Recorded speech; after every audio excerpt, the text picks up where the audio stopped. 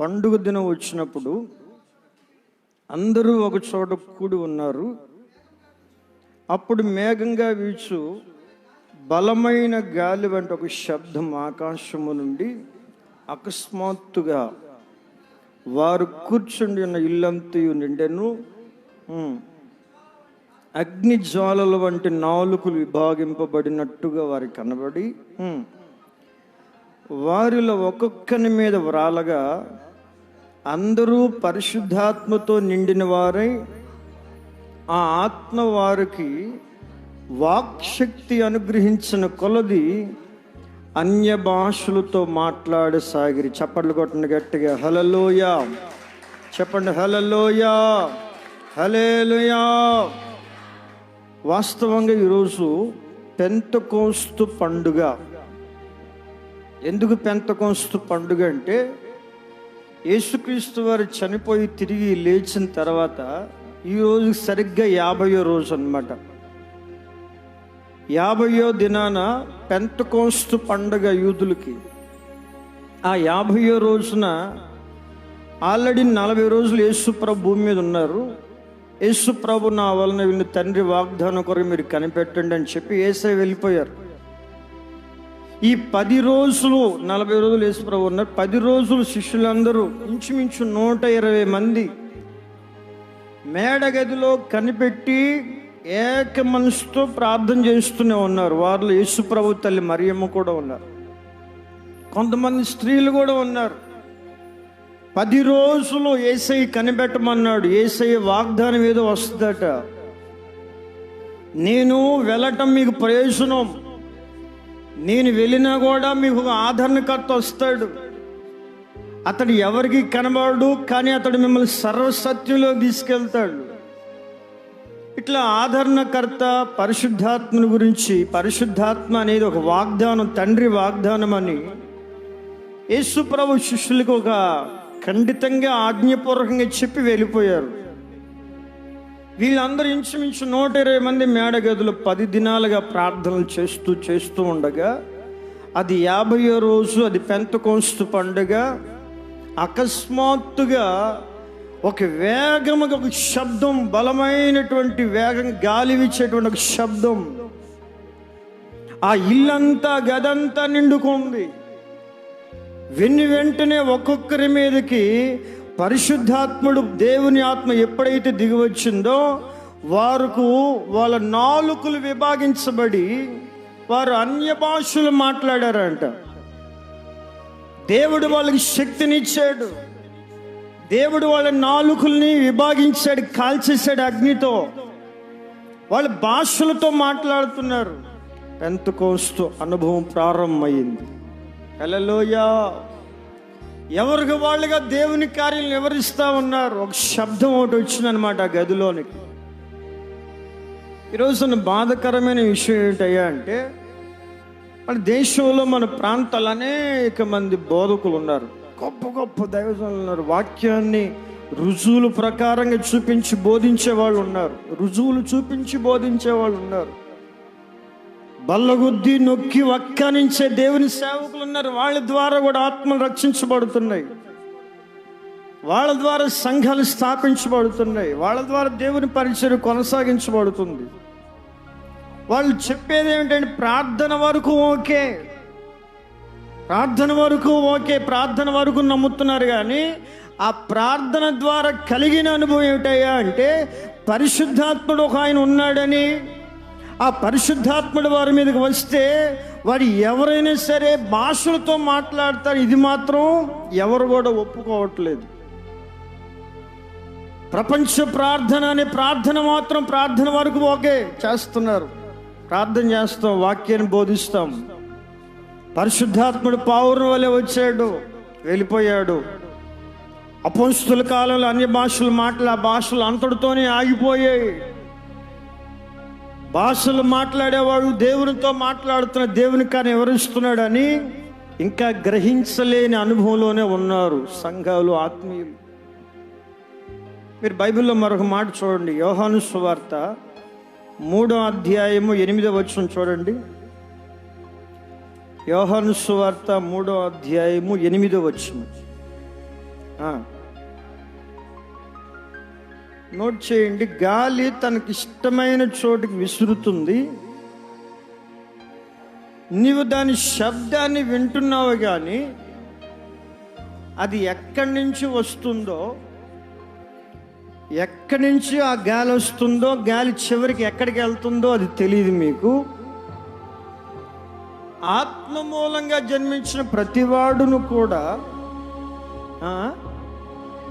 అలాగే ఉన్నాడు. యేసు ప్రభు చెప్పిన మాట.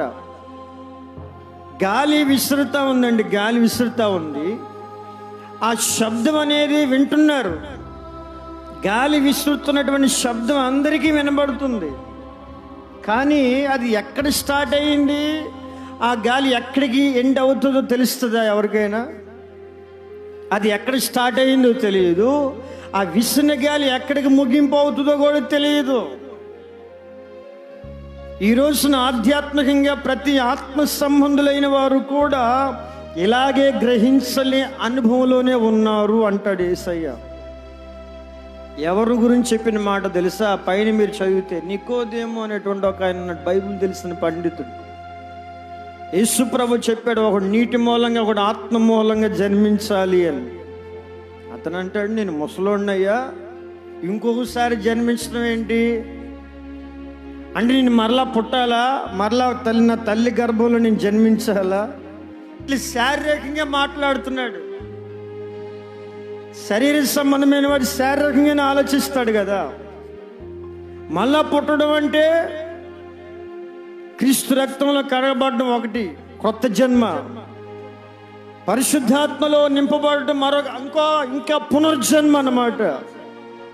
అదొక నూతనమైన స్వభావం.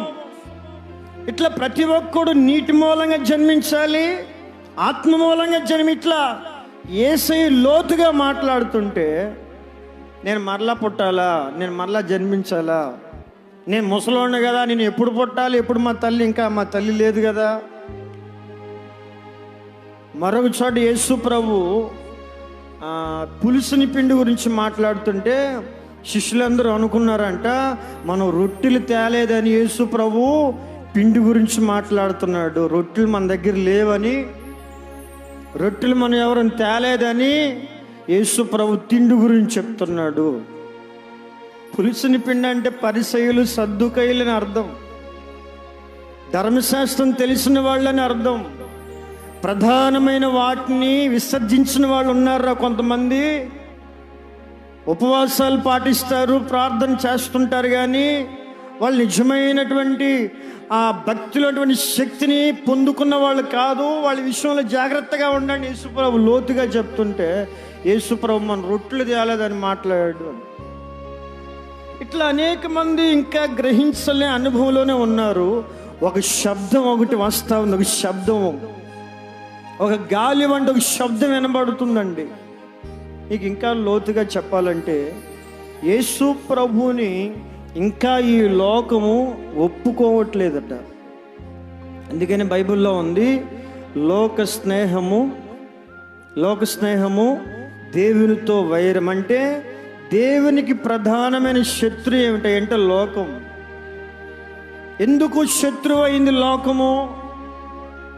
లోకంలో ఏదో ఒక శక్తి పనిచేస్తూ ఉంది. లోకంలో యుగ సంబంధమైన దేవత క్రియ చేస్తూ ఉంది. ఏం చేస్తున్న శక్తి తెలుసా? దేవుని దగ్గర నుంచి, దేవునిలో నుంచి తొలగిపోయేటట్టుగా చేస్తుందన్నమాట. లోకం అనేటువంటి సాతానుగాడు దేవుని దగ్గర నుంచి, దేవుని నుంచి తొలగిపోయేటట్టుగా చేస్తుంది. కాబట్టి దేవునికి శత్రువు ఎప్పటికీ లోకం. అందుకని బైబిల్లో ఉంది, మీరు యోహాను సువార్త 1వ అధ్యాయము 11వ వచనం చూడండి. 1వ అధ్యాయము 11వ వచనం. ఆయన తన స్వకీయుల యొద్దకు వచ్చును, ఆయన స్వకీయులు ఆయనను అంగీకరించలేదు. వాళ్ళ సొంతోళ్ళు యేసు ప్రభువుని అంగీకరించలేదు, చేర్చుకోలేదు, అయితే విశ్వసించలేదు. లేకపోతే గౌరవించలేదు, హృదయంలోని చేర్చుకోలేదు. మన ఊర్లో పుట్టినోడే కదరా, మన ఊరోడే కదరా, వాళ్ళ పలానా వాళ్ళ కుమారుడు కదరా. యేసు ప్రభుని నేటికిని త్రోసేస్తానే ఉంది లోకం.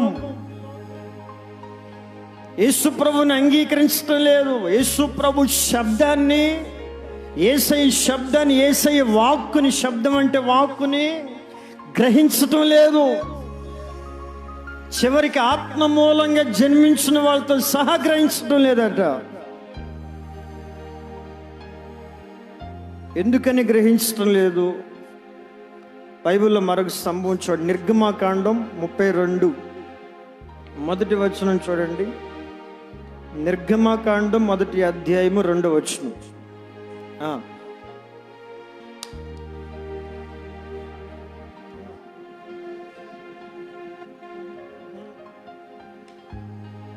నిర్గమ 32:1 నోట్ చేయండి. మోషే కొండ దిగు చేయుట, నా దిగుట తడువు చేయగా ప్రజలు చూచినప్పుడు అహరోన్ దగ్గరికి ప్రజలందరూ వెళ్ళిపోయి,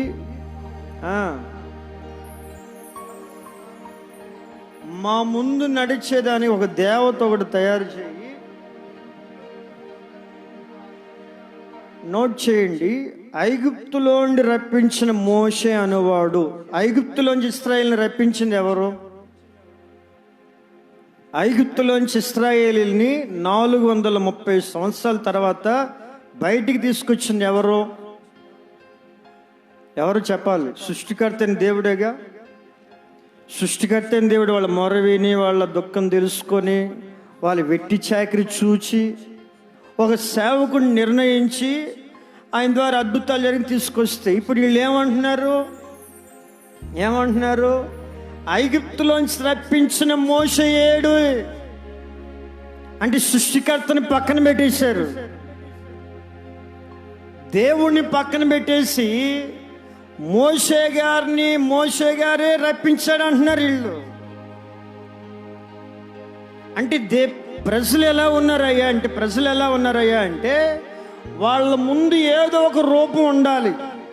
సజీవుడైన దేవుడే ఉండాల్సిన పని లేదు. వీళ్ళ బుద్ధి, మానవ బుద్ధిని చూడండి. ఏదో ఒక రూపం ఉంటే చాలు మనల్ని నడిపించేదానికి మనం పూజ చేసుకోదానికి. అది ఎద్దే కావచ్చు, అది మేకే కావచ్చు, అది వెండితోనైనా, బంగారు కర్రతోనైనా, మట్టితో చేస్తుందైనా సరే, అయినా పర్వాలేదు. వాళ్ళు ఏదో ఒక స్వరూపం ఉండాలన్నమాట, ఏదో ఒక రూపం వాళ్ళ ముందు ఉండాలి. వెళ్తా ఉండి ఏదో ఒకటి కనబడిన వెంటనే ముద్దు పెట్టుకోవటం, ఆ చెవులు ఇట్లా లాక్కోవటం, చెంపలు వాయించుకోవటం, గుంజీలు పెట్టడం, ఏదో ఒక రూపం.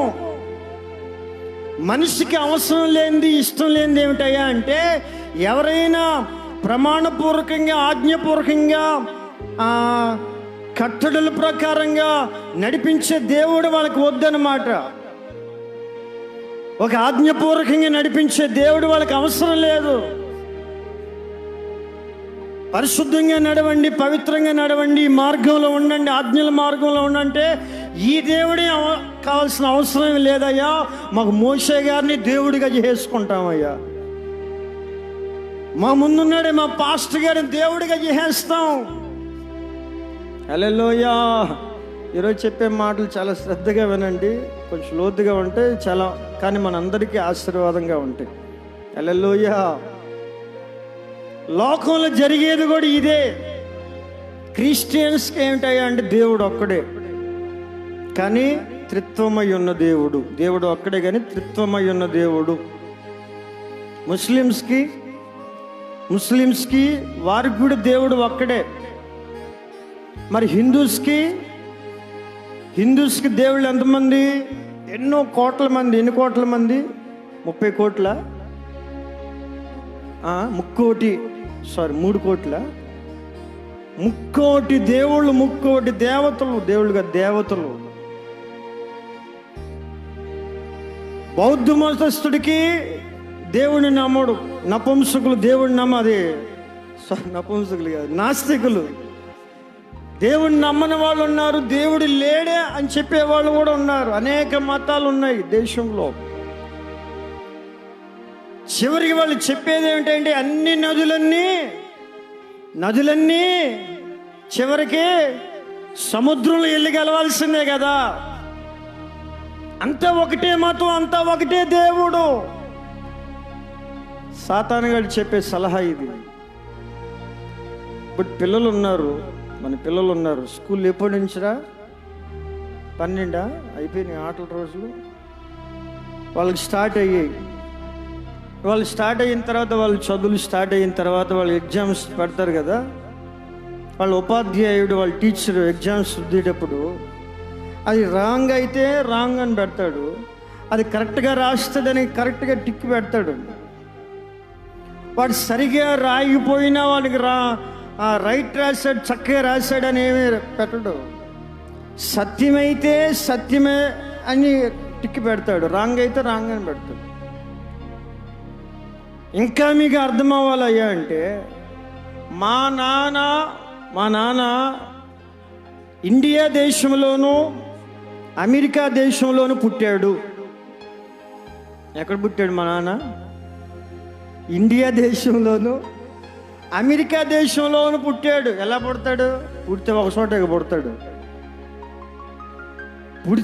చోటే పుడతాడు. పుట్టిన ప్రాంతం ఒకే చోట ఉంటుంది, పుట్టిన దేశం ఒకే చోట, పుట్టిన స్థలం ఒక చోటే ఉంటుంది. మా నాన్న అమెరికాలో పుట్టాడు, ఈ దేశంలో, మన దేశంలో కూడా పుట్టాడు అంటే ఎవరు ఒప్పుకుంటారు? పుట్టిన సర్టిఫికేట్ ఎవరైనా ఇస్తారా? అలాగునే ఈ రోజున సత్యం అనేది ఒకటి ఉంది కదా. సత్యం అనేది ఒకటి ఉందా లేదా? జీవం అనేది ఒకటి ఉంది. మరి అన్నీ ఒకటి ఎలా అవుతాయి? అన్నీ ఒక చోటే కలుసుకుంటాయి. అంతా దేవుడు ఒకటే, రూపాలన్నీ వేరే. మనుషులు కల్పించుకున్న ఇవన్నీ కూడా.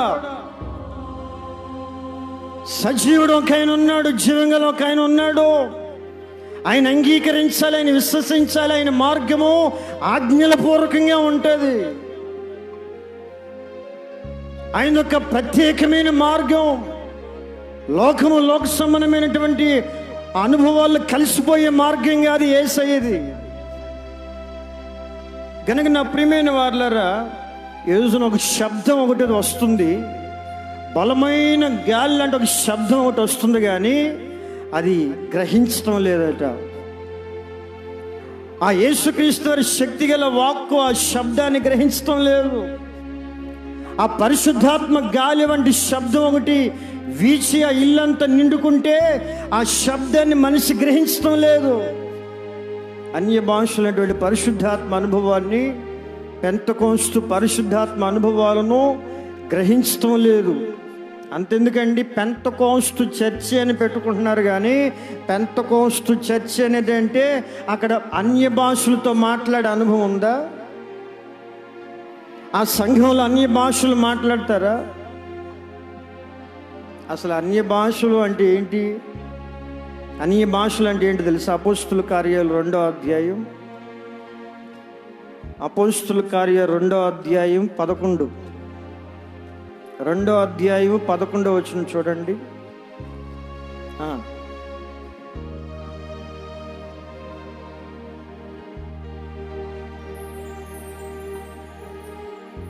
దేవుని గొప్ప కార్యాలను వివరించుట చూచుచున్నామని చెప్పుకున్నారు. హల్లెలూయా. క్రేతీయులు, అరబీయులు, ఎన్ని దేశస్తులు తెలుసా? ఎన్ని కులాల వాళ్ళు తెలుసా? వాళ్ళు భాషలతో వాళ్ళ భాషలు మాట్లాడుతూ ఉంటే ప్రజలు గ్రహించింది ఏమిటయ్యా అంటే, వీళ్ళు దేవుని గొప్ప కార్యాలను వివరిస్తున్నారు పరిశుద్ధాత్మలో. చెప్పండి ఆమేన్. హల్లెలూయా. మరి కొంతమంది ఏం చేస్తున్నారు? కొందరైతే ఆ 13వ వచనం చూడండి, 2:13 అపోస్తుల కార్యాలు. వీళ్ళు కొత్త మద్యం, కొత్త సారా ఒకటి తాగారని చెప్పి వీళ్ళకి ఏం చేస్తున్నారో వీళ్ళకి తెలియట్లేదు, వీళ్ళు ఏం చేస్తున్నారో వీళ్ళకి తోచడం లేదు. కొత్త మద్యం సేవించారు వీళ్ళు అంటున్నారు కొంతమంది. మరికొంతమంది ఏమంటున్నారు, వీళ్ళు దేవుని గొప్ప కార్యాలని వివరిస్తున్నారు. చెప్పండి ఆమేన్. కొంతమందికి ఒకలాగా అర్థమైంది, మరొక మందికి మరొకలాగా అర్థమైంది. ఈ సాతానుగాడు అర్థమయ్యేటట్టుగా చేయడు కదా. ఒరే వాళ్ళు మద్యంలో వాళ్ళు మబ్బులో ఉన్నారు. వాళ్ళు మత్తులు తాగొచ్చారా, వాళ్ళు తాగొచ్చి ఊగుతున్నారా వాళ్ళు. కానీ కింద రాయబడిన మాట ఏమిటయ్యా అంటే, అంత్య దినాలలో ఆత్మ కుమ్మరించబడాలని యోవేలు ప్రవక్త ప్రవచనం చెప్పాడు. కడవరి దినాలలో, అంత్య దినాల్లో ప్రతి సంఘములో, ప్రతి క్రైస్తవుని మీద, ప్రతి దాసుని మీద, దాసురాండ్రి మీద దేవుని ఆత్మ కుమ్మరించబడుతుందని ప్రవక్తల ప్రవచనం నెరవేర్పు. పరిశుద్ధాత్మ అనుభవం దేవుని గొప్ప కార్యం వివరిస్తున్నారని దేశమంతా పరిశుద్ధాత్మ అనుభవాలు ఒప్పుకుంటూ దేవుని మహింపరుస్తుంటే, ఇంకా కొంతమంది మత్తులో ఉన్నారు. ఇది మత్తు, ఇది మద్యము, ఇది ఒక కొత్త అనుభవము, ఇది బైబిల్లో లేని అనుభవం, బైబిల్లో ఎప్పుడో ఆగిపోయింది.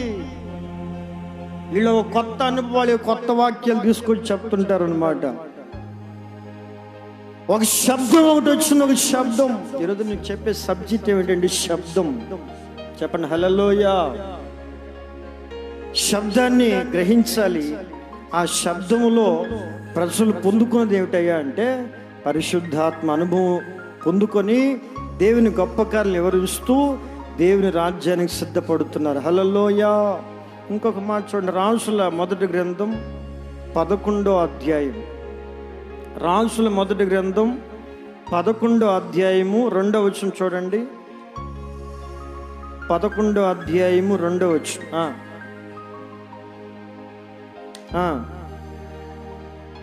కామాతురత గలవాడై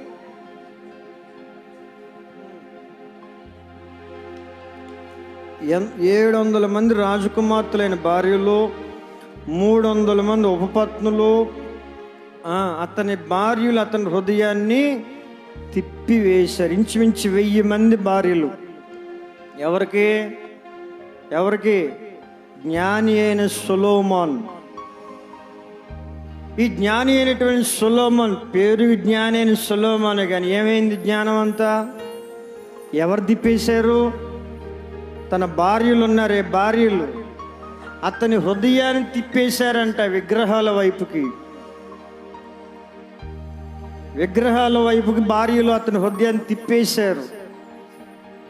అందంగా సౌందర్యంగా ఉంటారు కదా, ఇక వాళ్ళు చెప్పేవన్నీ కూడా నిజమేనేమో, సత్యమేమో, ఇవే కరెక్టేమో. అతని జ్ఞానము వాళ్ళ భార్యల దగ్గర పోయిందనమాట, ఉపపత్నుల దగ్గర పోయిందనమాట. అందుకని దేవుని వాక్యం చెప్తుంది, లోకంలోంచి వేరే ప్రత్యేకంగా ఉండండి అని. లోకానికి మీరు సిలువ వేయబడినట్టుగా ఉండండి, లోకంలో కలిసిపోవద్దని చెప్పేది బైబిల్. అందుకే ప్రత్యేకంగా వేరుపాటి జీవితం చేయండి. వస్త్రధారణ అయినా, అలంకరణ అయినా ప్రత్యేకంగా ఉండండి, కలిసిపోవద్దండి. వాటికి ఆ శక్తి ఉంది. హృదయాల్ని మార్చేసేటువంటి శక్తి లోకంలో ఉన్న వాటికి ఉంది. ఒక తల్లి తన కుమారుడి విషయంలో ఒక దర్శనం చూసింది. ఒక దర్శనం అండి. తన పిల్లల్ని బాగా అందంగా ఉంచాలనో, లేకపోతే పలు ప్రాంతాలు తీసుకెళ్ళి పలు అందాలను చూపించాలనో వాళ్ళ తల్లిదండ్రులు ఆశపడతారు. సముద్రానికి తీసుకెళ్లాలని ఆశపడింది ఒక తల్లి. సముద్రం దగ్గర ఏముంటుంది? సముద్రం నీళ్ళు ఉంటాయి, వేసుకుంటుంది, ఇంకేముంటాయి? సరే, దేవుని ఆత్మ ఏం చెప్తుంది, దేవుని సేవకులు ఏం చెప్తున్నారు? అన్ని చోట్లకి మీ పిల్లల్ని తీసుకెళ్ళబాకండి, వాళ్ళ మనసులు పాడవుతాయి, వాళ్ళ హృదయాలు మారిపోతాయి. కానీ ఒక ప్రశ్న ఏంటయ్యా అంటే, దేవుడు సృష్టించినవన్నీ మంచివే కదా. బైబిల్ ఏం చెప్తుంది? దేవుడు లోకాన్ని ఎంతో ప్రేమించాడు కదా. ఇంకొకడు అంటాడు, దేవుడు లోకాన్ని ఎంతో ప్రేమించాడు కదండి. అలాగని లోకమంతా అనుభవించమని కాదు. లోకాన్ని దేవుడు ప్రేమించాడు కనుక తన అద్వితీయ కుమారుడు యేసుక్రీస్తు వచ్చి ప్రాణం పెట్టాడు. అది తెలియదు, లోకాన్ని ప్రేమించాడు కదా, మీరెందుకు లోకానికి వేరుగా ఉంటారు?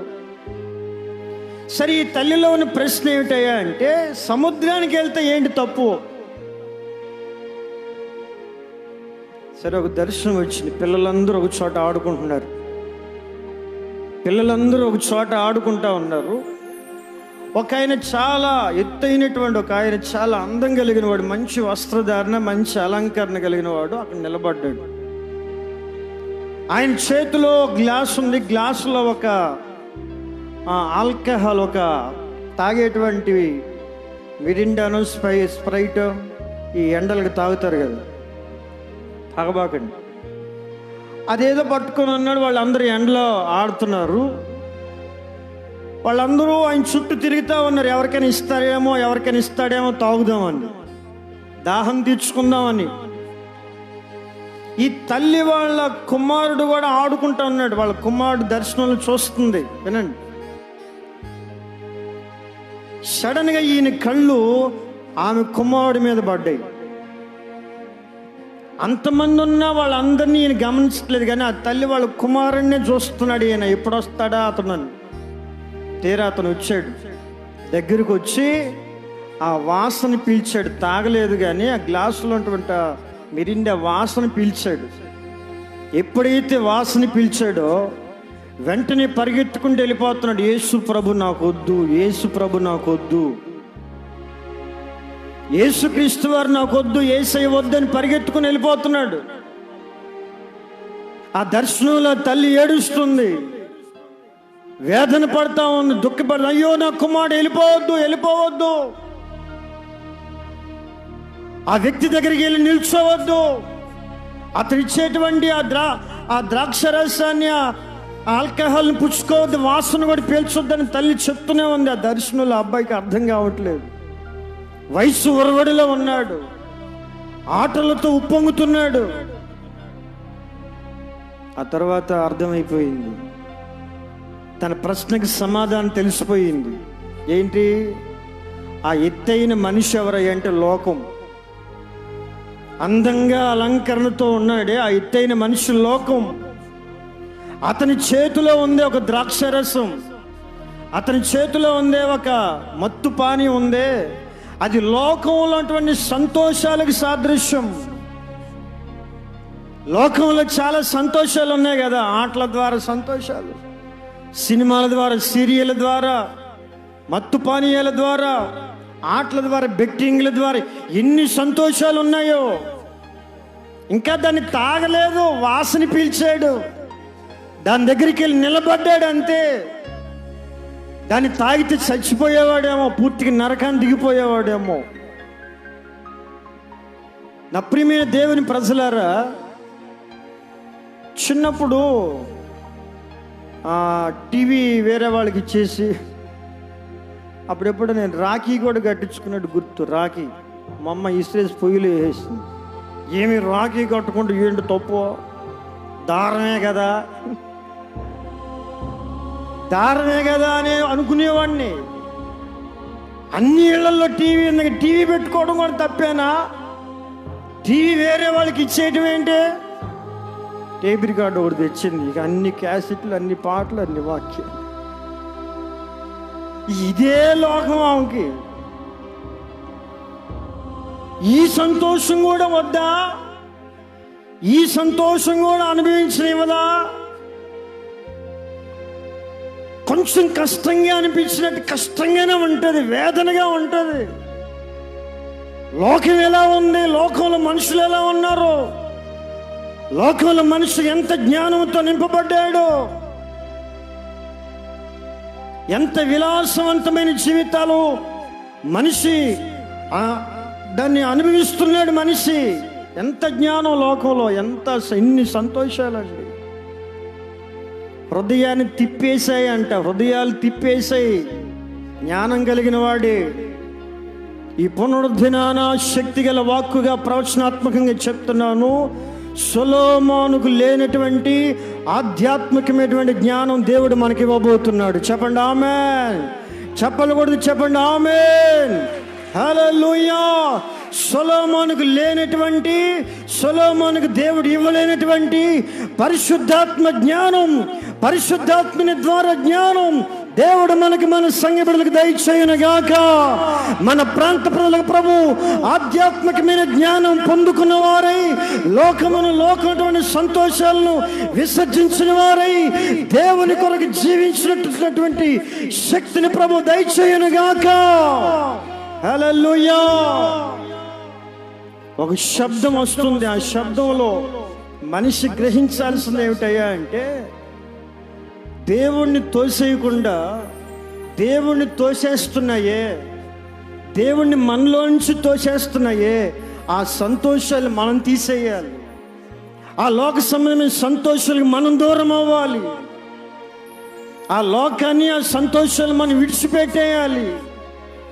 యవనస్తులు మరి ముఖ్యంగా లోకంలో ఎన్నో ఆటలు, ఎన్నో రంగులు, ఎన్నో ఆకర్షణలు. అప్రియమైన దేవుని ప్రజలారా, దేవుని సన్నిధిలో ఉండండి. దేవుని యొక్క శబ్దాన్ని వినండి. దేవుని యొక్క శబ్దాన్ని, దేవుని యొక్క వాక్కుల్ని వినండి. దేవుని వాక్కుల్ని రాసుకోండి. దేవుని వాక్కుల్ని ధ్యానించండి. దేవుని వాక్కుల ద్వారా జీవితాలు సరి చేసుకోండి.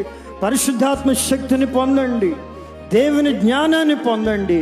దేవుడు మన దేశం యొక్క ఉన్నతమైన స్థితిలో ఉంచునుగాక.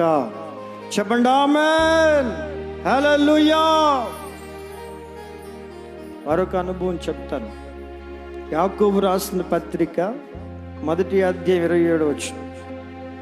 యాకోబు రాసిన పత్రిక 1వ అధ్యాయం 27వ వచనం చూడండి. 1వ అధ్యాయము 27. తండ్రి అయిన దేవుని ఎదుట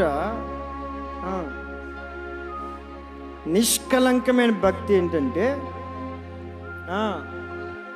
దిక్కులేని పిల్లల్ని, విధవరాండ్రులను వాళ్ళ ఇబ్బందుల్లో మీరు పరామర్శించుటయు, ఇహలోక మాలిన్యమును తనకు అంటకుండా తనను తాను కాపాడుకొనుటయే ఇహలోక మాలిన్యము. చెప్పండి ఆమేన్.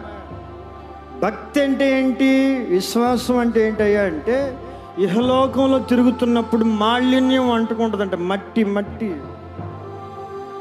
ఇహలోక మాలిన్యం అంటకుండా తను తాను కాపాడుకొనుటయే నిష్కలంకమైన భక్తి. మన మనస్సాక్షిని కాపాడుకోవాలి, మన ప్రాణాత్మ శరీరాలను కాపాడుకోవాలి.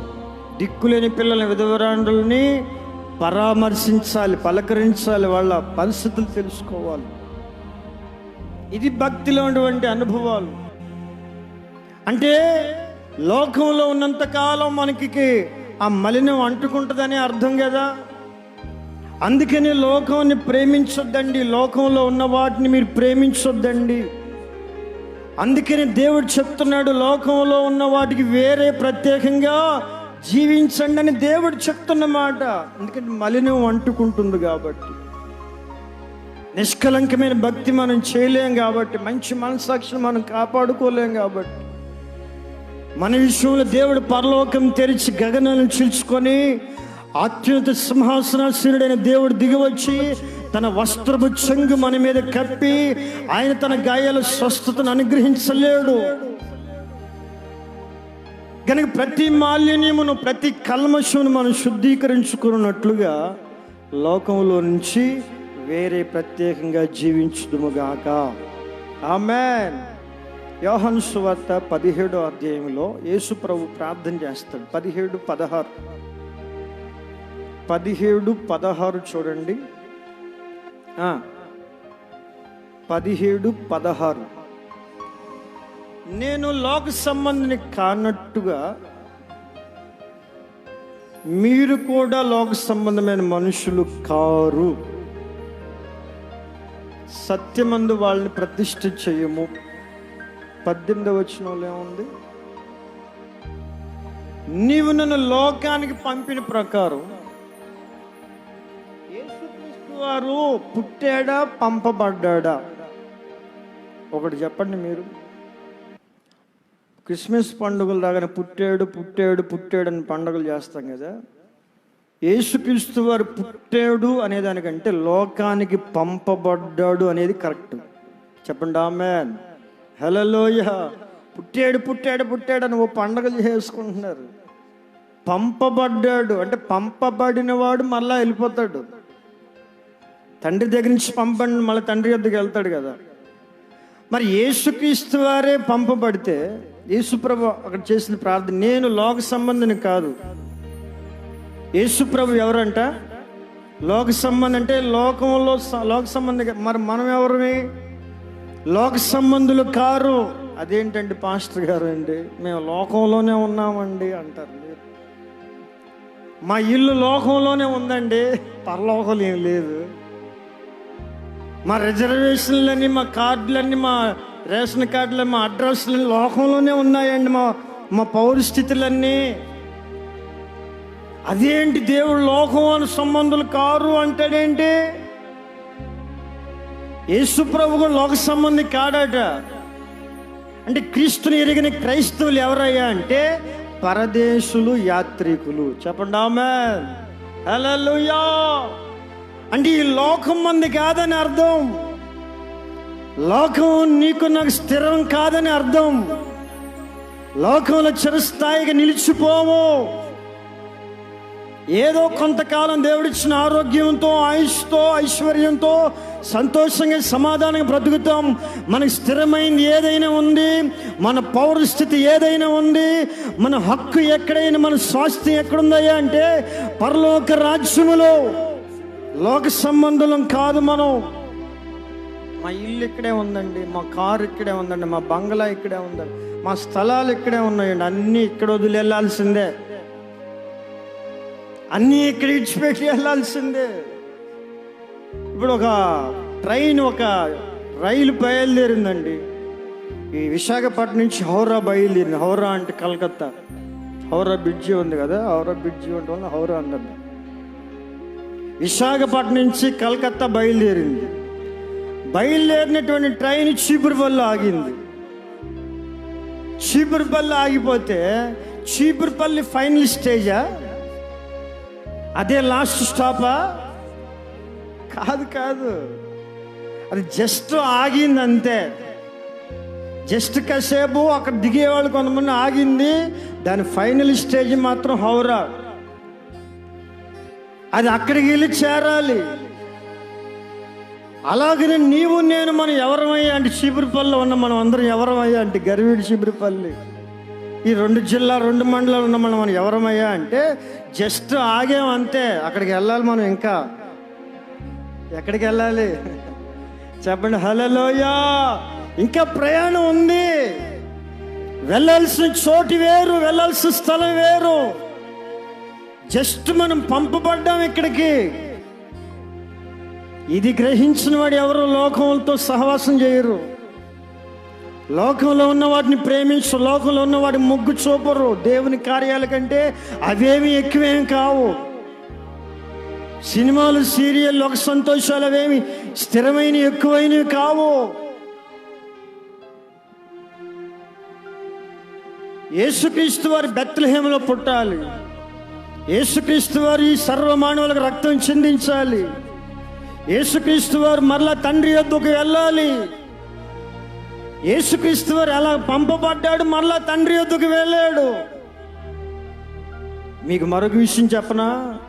నీవైనా నేనైనా సరే మనమందరం కూడా క్రీస్తు ద్వారా ఏర్పరచబడిన వారు. ఈ ప్రాంతాలలో యేసుక్రీస్తు వారి ద్వారా పిలువబడిన వారు. చప్పట్లు కొట్టండి గట్టిగా. హల్లెలూయా, హల్లెలూయా.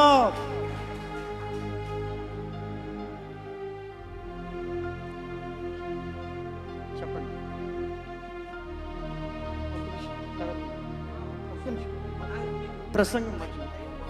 ప్రసంగం మధ్యలో మాట్లాడుకుంటాం. దేవుని ఆత్మ ఒక్క నిమిషం ప్రసంగం మధ్యలో మాట్లాడుకుంటాం. ఒక్క నిమిషం.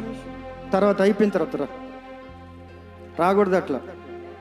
అయిపోయిన తర్వాత రండి ప్లీజ్, ప్లీజ్. ప్రసంగం అయిపోయిన తర్వాత రండి. కూర్చోండి. హల్లెలూయా. కానీ యేసుక్రీస్తు వారు ఏ విధంగా పంపబడ్డారో నీవు నేను కూడా అలాగే యేసుక్రీస్తు వారు ఈ ప్రాంతాల్లో ఏర్పరచబడ్డాము. చెప్పండి ఆమేన్. యేసుక్రీస్తు వారు పంపబడ్డాం. అనాది ప్రణాళికలోనే జగత్తు పునాది వేయబడక మునిపే ఎవరు అనాలోచన ఇక్కడికి రాలేదు. అనాలోచన ఈ చోట ఎవరు కూర్చోలేదు. దేవుడు పిలిస్తేనే వచ్చాం మనం ఇక్కడికి. దేవుడు మనల్ని ఏర్పరచుకుంటేనే రక్షించబడ్డాం. మరి దేవుడు ఆ విధంగా పంపబడినప్పుడు, దేవుని చేత మనం ఈ విధంగా పంపబడినప్పుడు మన లోక సంబంధం కాదు కదా. లోకంలో ఉన్న వాటికి మనకి సంబంధం లేదు కదా.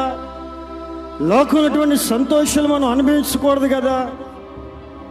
ఏం చెప్తుందండి ఆ శబ్దం? ఏం చెప్తుంది?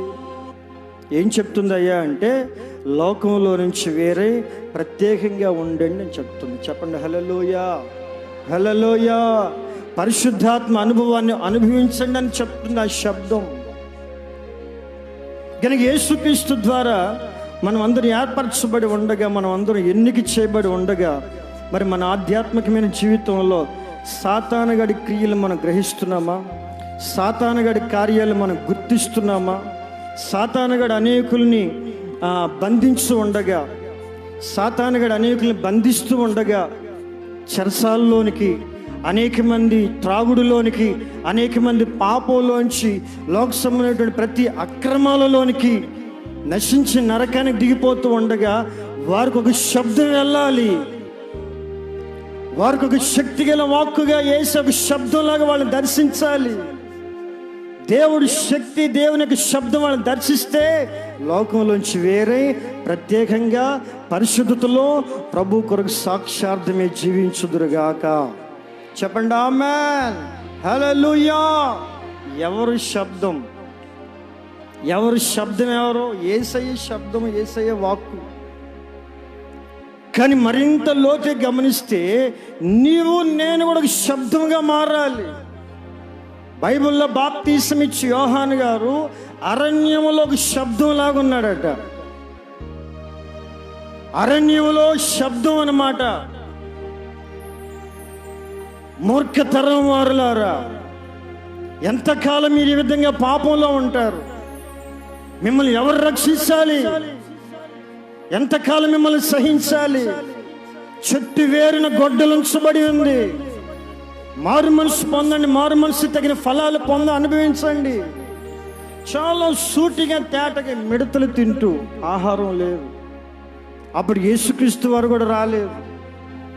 యేసుక్రీస్తుని ప్రచారం చేసిన వాడు, యేసుక్రీస్తుకు ముందు మార్గాలు సరళం చేసిన వాడు, నాకంటే నా వెనక వచ్చిన వాడు ఇంకా శక్తి కలిగిన వాడు. ఇట్లా యేసుక్రీస్తుని గురించి ఒక శబ్దంలాగా అరణ్యములో.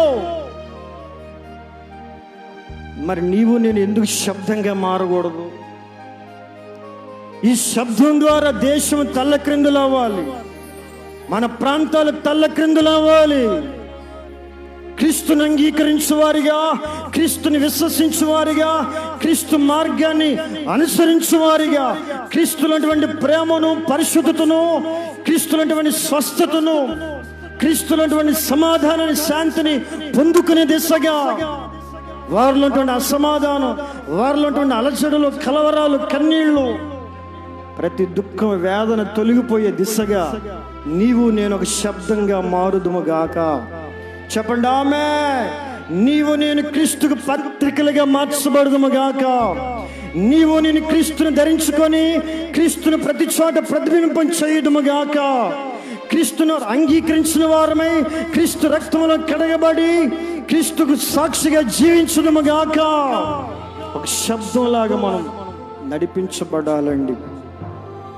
గనుక ఈ మాటలన్నీ కూడా పరిశుద్ధాత్ముడు వినికిడిలో ఫలభరితంగా మార్చునుగాక.